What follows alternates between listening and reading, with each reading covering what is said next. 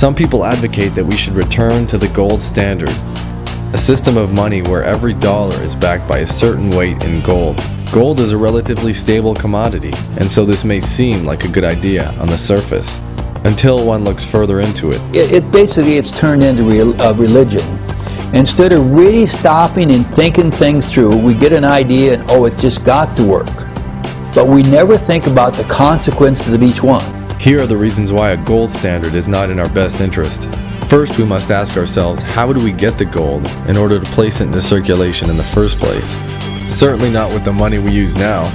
Who in their right mind would accept a currency that is about to be destroyed after the transaction is complete? Secondly, in a system with a gold standard, if imports to a nation outweigh the exports, the entire supply of gold will be gone within a short period of time. A shortage of gold would result in a depression due to lack of enough currency in circulation. If you take a look in Walmart or many other large chain stores, you'll notice that most of the products are imported. Within only a few years, the entire gold supply would be diminished. And my final and most important argument: the bankers own all the gold. This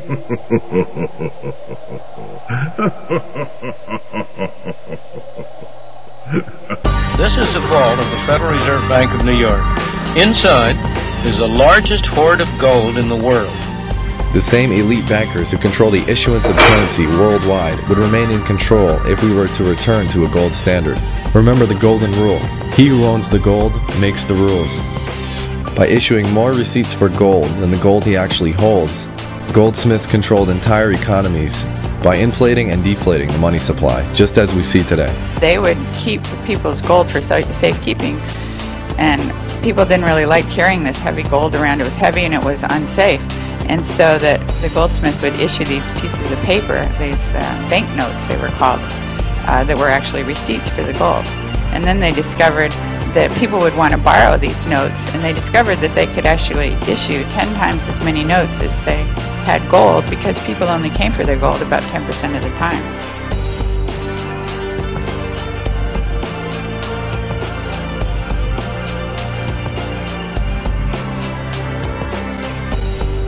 The founding fathers of the United States of America wrote in the Constitution, "No state shall make anything but gold and silver coin a tender in payment of debt." A statement which was later retracted by Thomas Jefferson, who realized this was a flaw in the constitutional draft. At first, he like all the other founding fathers, thought that the fault was that it was paper money. He said, "I wish it were possible to obtain a single amendment to our Constitution, taking from the federal government the power to borrow money. I now deny their power of making paper money or anything else a legal tender." That was in 1798. But later, he figured out that it wasn't what the money was made out of, it was who issued it that was the problem. He said in 1815 in a private letter, "The Treasury, lacking confidence in the country, delivered itself bound hand and foot to bold and bankrupt adventurers and bankers, pretending to have money whom it could have crushed at any moment." He wrote in another letter, "Although we have so foolishly allowed the field of circulating medium to be filched from us by private individuals, I think we may recover it. The states should be asked to transfer the right of issuing paper money to Congress in perpetuity." The larger issue is, how are we going to bring the economy back? We need a strategy here that will get America back across the board. Now, what we have in circulation now is a Federal Reserve note. That's right. It is a promissory note. That's correct. It is an instrument of debt. It is absolutely. All right, now I have one other note here, and this note says at the very top, this is a $5 bill, but at the top it says United States note. That's right. Yeah, you've heard it said we owe the money to ourselves.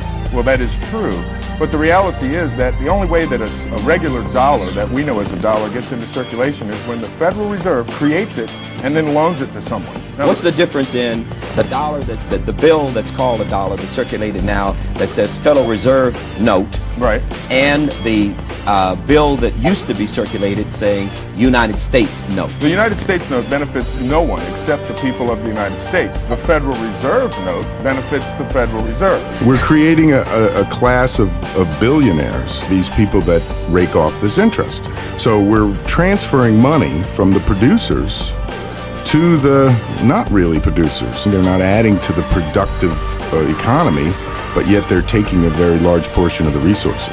What the government should be doing is issuing their own currency for their entire nations, interest-free. So see, it's just a matter of who gets the benefit of the production of it. Now, if your government actually produces that money, whether it be a piece of paper or a digit on the computer in a bookkeeping system, it doesn't really make any difference. If that money is put into circulation in a way that benefits everyone equally, and everyone had to produce something of value, like a road, a bridge, or something else, then you have a very workable monetary system. My solution, and I hope you concur, is that we fire the subcontractor and get in there and run it ourselves, and then you're right, we won't owe interest on this debt. We nationalize the Federal Reserve Bank, and now all of their existing notes become our notes. It's the most efficient way to solve this problem. As long as the way the money is created is nationalized, and they are deprived of the privilege of creating as debt all of the money that all of us have to use. So let's just say in the example of the BP thing, say if the government really wanted to take care of the precious waters in the Gulf and the people, all they'd have to do is print enough money that they need to go down there and take employ care as many people as they need to clean it up, to shut it off, sop up every ounce, and if they want to send a bill to BP, they can. But and just send them a bill, and if they wanted to. Yeah, and if they don't pay, well then sue them or don't let them back in. No, I say take their oil well. Or take their oil well. That's our oil well now, baby. This system has got to go.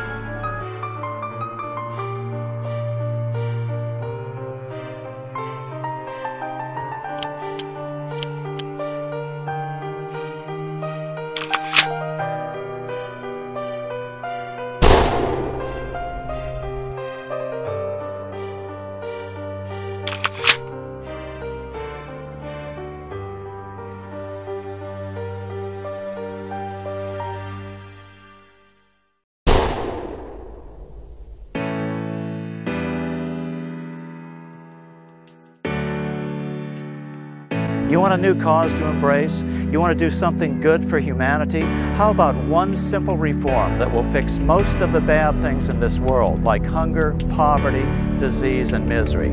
This is the ultimate civil rights struggle, humankind's escape from serfdom.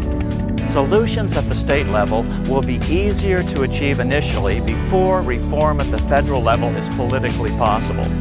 An interesting fact is you don't have to have a federal charter to create a bank. States can charter banks as well.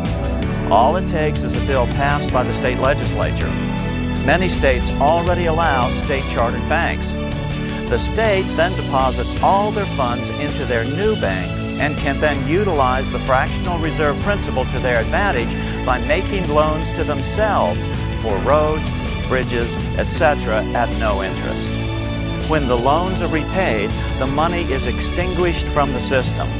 The beauty of this system is you create wealth without creating a permanent increase in the money supply and the consequent inflation.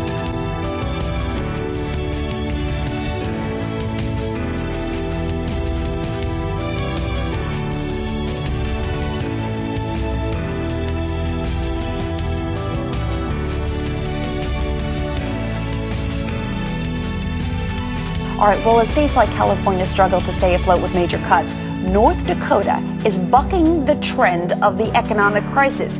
The state sports the lowest unemployment rate in the nation, the fastest growing economy, and even an unexpected $700 million budget surplus.